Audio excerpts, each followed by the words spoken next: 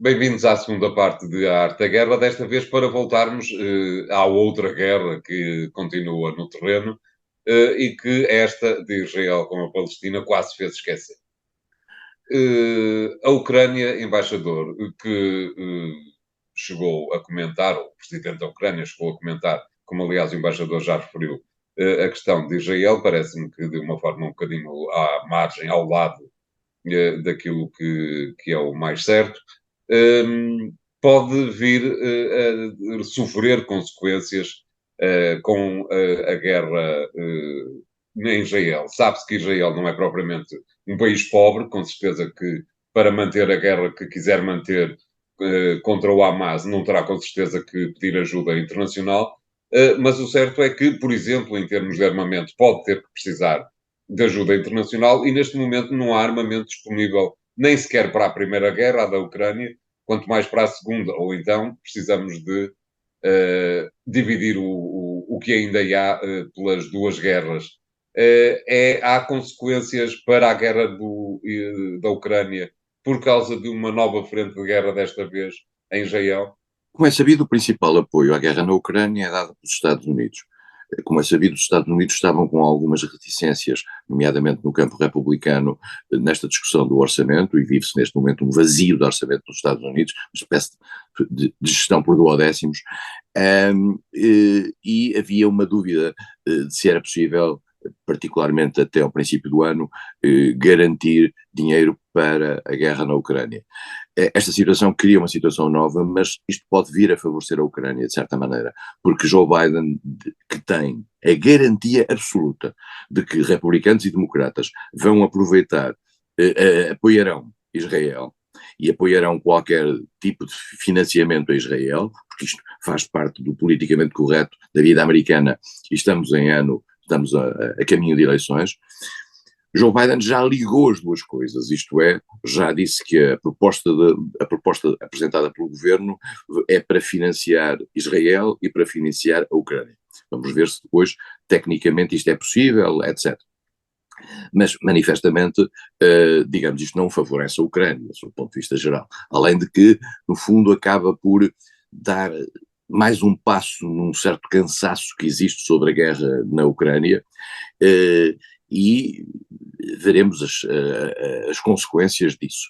Zelensky procura manter a questão ucraniana viva e por isso inventa estas coisas de que os russos estão por trás e que os russos só têm vantagens nisso, etc. Se calhar podem ter vantagens colaterais nisto, que os russos, que na E minha podem opinião... aproveitar uma eventual distração do Ocidente, não é? Sim, de certa maneira o Ocidente também não está, quer dizer, não se pode mobilizar para muitas guerras ao mesmo tempo, quer dizer, Claro. porque aí eu e o António podíamos especular, mas será que nesta altura a China pode tentar um golpe de mão sobre Taiwan, da mesma maneira que o Azerbaijão fez um golpe de mão sobre o Nagorno-Karabakh?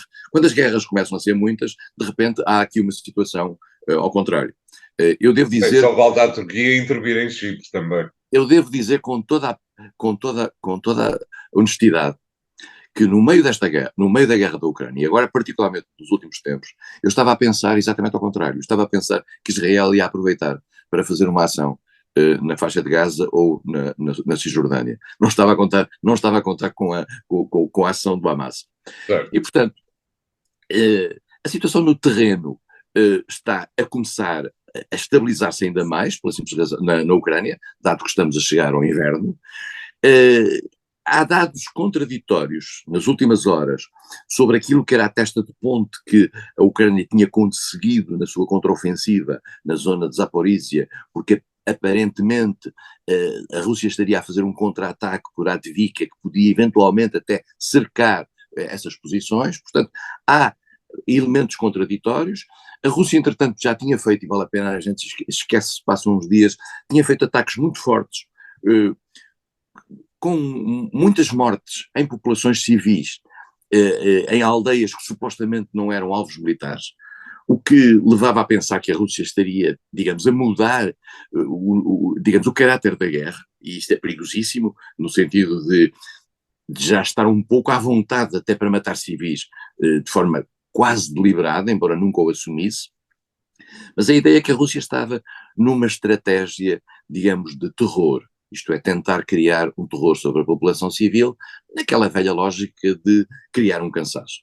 E criar esse cansaço digamos, no fundo, levar a população civil a dizer é preferível um acordo de qualquer maneira do que estarmos neste desespero total. A Rússia fez ataques vários na zona de Kharkiv, matando pessoas, fez um ataque em Groza, em que também matou umas dezenas de pessoas, e está um pouco na sua lógica de que vai onde quer, com mísseis à distância, naturalmente, e com drones. A Ucrânia está numa posição de tentativa de garantir o tal apoio ocidental, está à espera do resto do apoio militar e do apoio e material militar que aí vem, está com o sonho dos F-16, que só em 2024, se vierem, é que vem, e, portanto, eu diria que a situação para a Ucrânia, para o governo de Zelensky, não é das melhores. Embaixador, permita-me que eu interrompa, acha que o governo de Zelensky pode cair na tentação de fazer uma operação replicando o Hamas, exatamente, uma ação de desespero que tente magoar o inimigo naquilo que é mais profundo, isto é, o território russo, e de alguma maneira fazer qualquer coisa próxima do que aconteceu em Israel? Eu não sei se eles têm, se a Ucrânia tem capacidade ao nível de movimentação de forças terrestres, que é isso que é importante para fazer uma ação destas, para conseguir criar um facto desse género. Porque o que a Ucrânia tem feito são ações através de drones e ações de sabotagem pontual. Mas mobilizar tropas, para além daquelas que mobilizou, que eram supostos milícias russas que existiam dentro da Ucrânia e que operaram na zona de fronteira, em particular na norte de Kharkiv, e isso não é suficiente para uma ação deste género. Mas que a tentação de criar uma ação de diversão para mostrar força, sim, mas também, digamos, Israel pode contar, a Ucrânia pode contar um pouco uma reação igual àquela que o Hamas vai ter por parte de Israel, Exatamente, que é uma retaliação muito forte por parte da Rússia. Claro.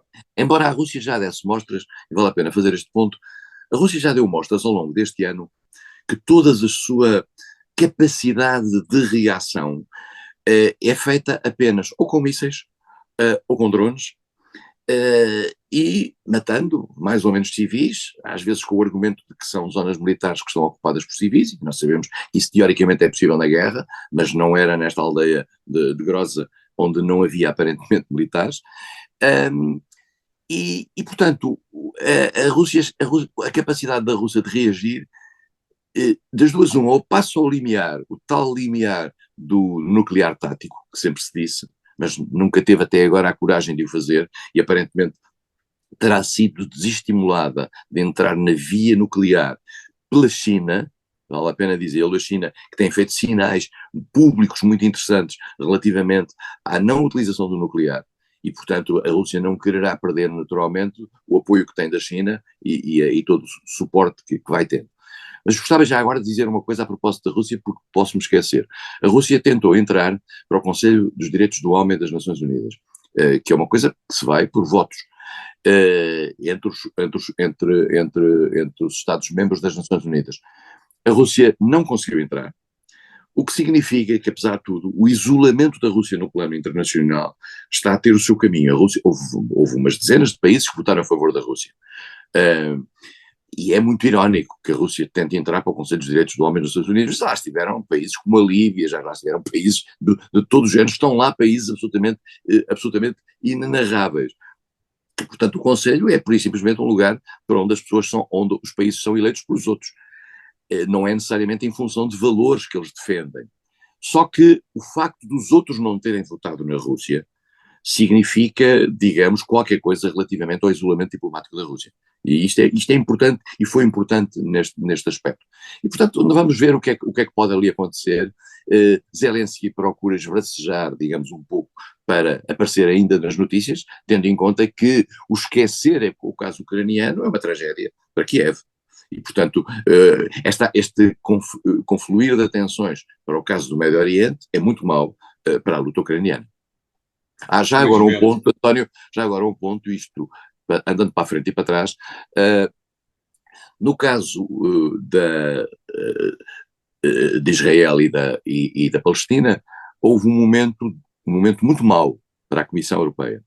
A Comissão Europeia, através da voz de um comissário, e depois teve que andar para trás, decidiu, de repente, num ato emocional, dizer que era suspensa toda a ajuda aos palestinos, nomeadamente a ajuda humanitária e alimentar.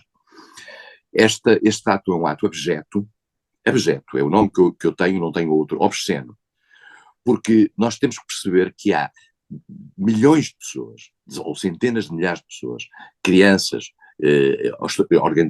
organizações humanitárias, que na situação trágica em que vivem os palestinos, e não estamos a falar do Hamas, estamos a falar dos palestinos, o palestino normal, vive dessa ajuda internacional, do Programa Alimentar Mundial, dos dinheiros que vêm dos refugiados, etc. A União Europeia ter tido a ideia de fazer isso é absolutamente obsceno. Os governos europeus, alguns governos europeus imediatamente reagiram contra isso e a Comissão Europeia teve que recolher este seu ato imoral. A Comissão Europeia no seu melhor. Vamos fazer aqui o segundo intervalo do programa de hoje. Voltamos já de seguida com o terceiro tema e até lá.